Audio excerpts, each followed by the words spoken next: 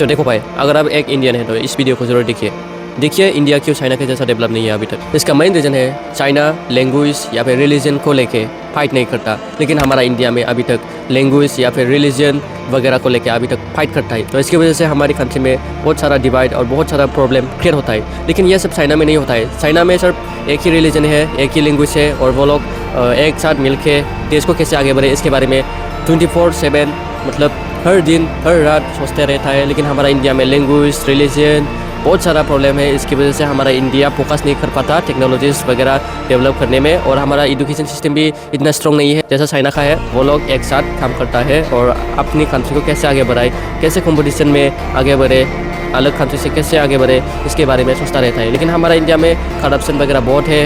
हमारा civic sense वगैरह भी अभी तक फिक्स नहीं हुए, क्योंकि हमारा लैक ऑफ एजुकेशन है। एजुकेशन के बिना सिविक सेंस ला ही नहीं सकता आप। तो हमें एजुकेशन सिस्टम को इंडिया में सब जगह स्प्रेड करना होगा, और एजुकेशन सिस्टम में करप्शन नहीं होना पड़ेगा, तभी हमारा इंडिया चाइना के जैसा आगे बढ़ेगा। तो ऐसे ही इंफॉर्मेटिव वीडियो के लिए या फिर मोटिवेशन वीडियो के लिए मेरे चैनल को सब्सक्राइब या फिर फॉलो जरूर कीजिए।